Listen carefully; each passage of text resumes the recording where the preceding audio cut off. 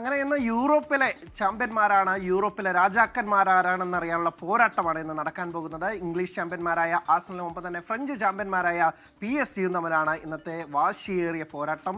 ഇരു ടീമുകളും league titles അടിച്ചു വന്നതിൻ്റെ ഒരു വലിയ ആത്മവിശ്വാസം രണ്ടുപേർക്കുമുണ്ട്.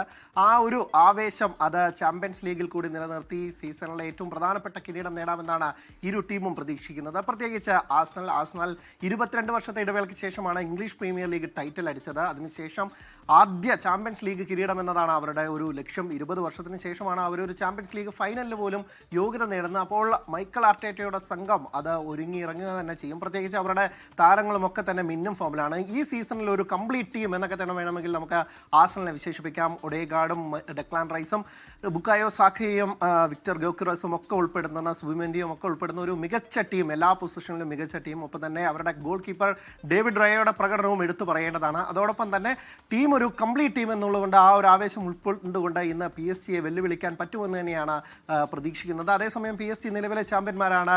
ചരിത്രത്തിൽ ആദ്യമായി തുടർച്ചയായി കിരീടം നേടുന്ന, ചാമ്പ്യൻസ് ലീഗ് നേടുന്ന ആദ്യ ഫ്രഞ്ച് ക്ലബ് എന്ന നേട്ടമാണ് അവർ ലക്ഷ്യമിടുന്നത്. പ്രത്യേകിച്ച് അതുപോലെ തന്നെ റയൽ മാഡ്രിഡിന് ശേഷം ഈ തുടർച്ചയായ വർഷങ്ങളിൽ കിരീടം നേടുന്ന ടീം എന്ന നേട്ടം. അവരുടെ ടീം ഒരു ബെസ്റ്റ് ടീം എന്ന് തന്നെ പറയും. ആദ്യ സെക്കൻഡ് മുതൽ ആക്രമിച്ച് കളിക്കുന്നതാണ് ആ ടീമിൻ്റെ ഒരു പ്രത്യേകത. പ്രത്യേകിച്ച് അവരുടെ വിങ്ങേഴ്സും ഇല്ലെങ്കിൽ ഫോർവേഡ്സിനപ്പുറത്ത് വിങ്ങേഴ്സും ഒക്കെ തന്നെ അല്ലെങ്കിൽ പ്രതിരോധ നിരക്കാരും ഒക്കെ തന്നെ ഇറങ്ങി കളിച്ച് വലിയ രീതിയിൽ പ്രകടനം തുടർച്ചയായി കൺസിസ്റ്റൻ്റായി കളിക്കുന്ന ഒരു ടീമാണ്. പ്രത്യേകിച്ച് ലൂയിസ് എൻറിക്കയുടെ കീഴിൽ ഉസ്മാൻ ഡെംബേലെ, നിലവിലെ ലോക ഫുട്ബോളിലെ ഏറ്റവും മികച്ച താരം ക്യുച്ച കൊററ്റ്സ്കേലിയുമുണ്ട്, വിറ്റിനയും യാവോ നെവസും അടക്കമുള്ള ഒരു പിടി താരങ്ങൾ അവർക്കുമുണ്ട്. എന്തായാലും ഒരു വമ്പൻ പോരാട്ടം തന്നെ നമുക്കിന്ന് ബുഡാപെസ്റ്റിൽ കാണാം.